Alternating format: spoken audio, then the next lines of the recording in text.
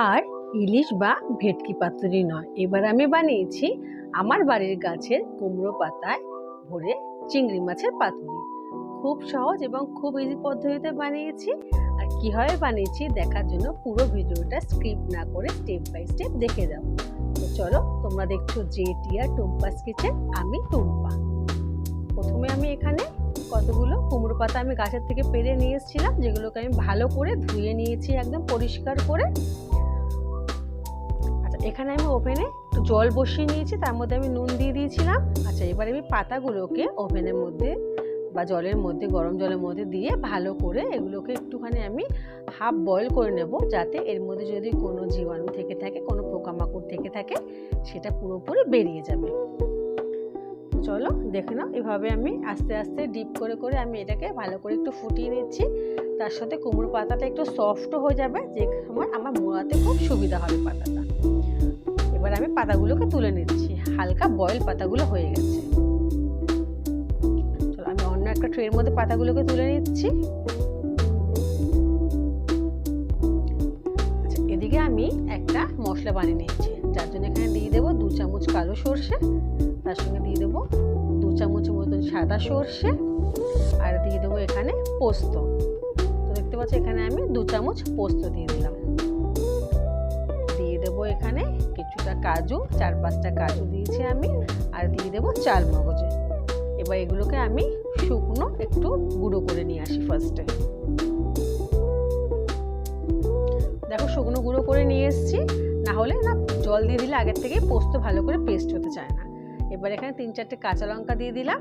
এবার আমি পরিমাণ মতন জল দিয়ে পেস্টটা আবার তৈরি করে নিয়ে আসছি। তো দেখতে পাচ্ছি এখানে আমার মশলাটা পুরোপুরি রেডি হয়ে গেছে। এখানে আমি নিয়ে নিয়েছি 300 গ্রাম চিংড়ি মাছ, এটাকে আমি কেটে ভালো করে ধুয়ে নিয়েছিলাম। এবার মাছটা একটু ম্যারিনেট করে নেব। ম্যারিনেট করার জন্য মাছের মধ্যে আমি দিয়ে দিচ্ছি সামান্য নুন, আর তার সঙ্গে দিয়ে দিচ্ছি সামান্য হলুদ, আর একটু লেবু আমি এখানে চিপে এটাকে ভালো করে এবার মেখে ম্যারিনেট করে 10 থেকে 15 মিনিটের জন্য রেখে দেবো।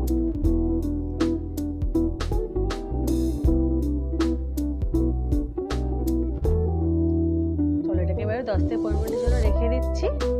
ততক্ষণে আমি এখানে একটা মিক্সিং বোল নিয়ে নিয়েছি, তার মধ্যে আমি একটা মশলা বানিয়ে নেব।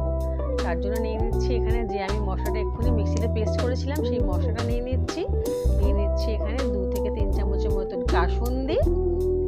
তার সঙ্গে দিয়ে দেবো এখানে হলুদের গুঁড়ো। এখানে আমি ছোট চামচে 2 থেকে 3 চামচ হলুদের গুঁড়ো দিয়েছি, তবে চামচটা আমার একদমই ছোট ছিল।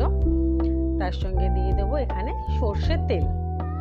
আচ্ছা, এখানে আমি নুন দিয়েছি, তারপর আমি এখানে সর্ষের তেল দিয়ে দিচ্ছি। এই রান্নাটায় সর্ষের তেল দিতে হবে, সর্ষের তেল দিলেই পাতুরি টেস্ট হয়। আর এখানে সর্ষের তেলের পরিমাণটা একটু বেশিও দিতে হবে। তো চলো, এবার মশলাটা ভালো করে মিক্স করে নেব। সব মশলাগুলো ভালো করে মিক্স করে নিচ্ছি। এখানে দিয়ে দিচ্ছি অল্প একটু চিনি। চিনিটা এই কারণেই দেওয়া, যেহেতু সর্ষে একটু তেতো হতে পারে, তো সেটা ব্যালেন্স করার জন্য আমি এখানে অল্প একটু চিনি দিয়ে দিচ্ছি। এবার যে মাছগুলো আমি ম্যারিনেট করে রেখেছিলাম নুন হলুদ মাখিয়ে, মাছগুলোর মধ্যে দিয়ে দেবো। দিয়ে মাছগুলোকে ভালো করে মেখে নেব। চলো, মাছগুলো ভালো করে এবার মেখে নিতে হবে।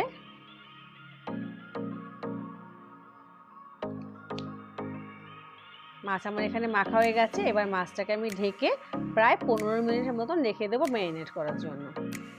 আচ্ছা, এখানে যে পাতাগুলো আমি নিয়েছিলাম, পাতাগুলোর পেছন থেকে আমি ডান্ডাটা কেটে দিয়েছি, আর এই যে সাইডে যে শিরাগুলো থাকে সেগুলোকে আমি কেটে পরিষ্কার করে নিয়েছি। তো তোমরা এটা অবশ্যই করবে। এবার এখানে আমি একে একে পাতাগুলো রেডি করে ফেলবো পাতুরির জন্য। তো আমি ফার্স্টে 2টো পাতা নিয়েছি একসাথে, একটু বড় হবে তাহলে। আর দিয়ে দিচ্ছি পরিমাণ মতন মাছ, এটাকে আমি ম্যারিনেট করে রেখেছিলাম। এখানে প্রায় আমি 4 থেকে 5টা মাছ দিয়েছি। আচ্ছা, দিলাম 2টো কাঁচা লঙ্কা, আর এখানে দিয়ে দেবো কিছুটা সর্ষের তেল। এবার এটাকে ভালো করে মুড়িয়ে নিতে হবে। এরকমভাবে মোড়াতে হবে যাতে মশলাগুলো বাইরের থেকে বেরিয়ে না আসে। তোমরা দেখতেই পাচ্ছ, যেহেতু আমি এখানে কুমড়ো পাতাটা বয়েল করেছিলাম, তাই কুমড়ো পাতাটা কিন্তু পুরো সফট হয়ে গেছে। আচ্ছা, এবার এটা আমি একটা টুথপিকের সাহায্যে এটাকে আমি এবার ভালো করে এপিট ওপিট লক করে নেব। তো আমি এখানে দুটো টুথপিক ইউজ করছি।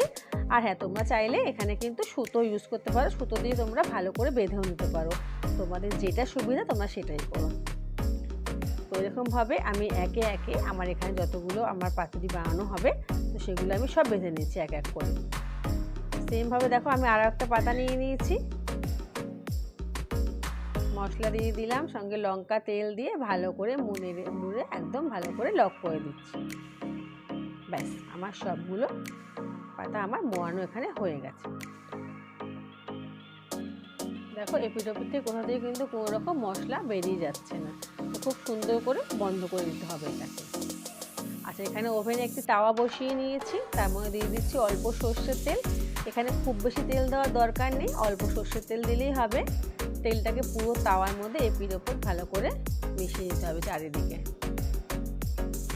তেলটা গরম হওয়া অবধি ওয়েট করবো। এবার যে কুমড়ো পাতাগুলো আমি এখানে মুড়িয়ে নিয়েছিলাম সেগুলোকে একে একে দিয়ে দেবো।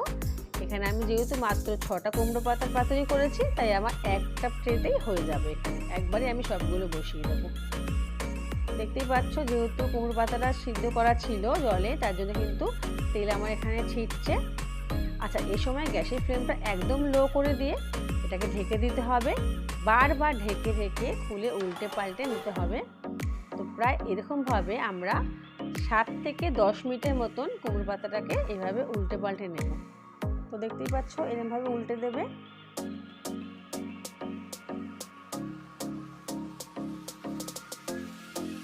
সবগুলো উল্টে এবার আমি আবার এটাকে ঢেকে রাখবো প্রায় 2 থেকে 3 মিনিটের জন্য।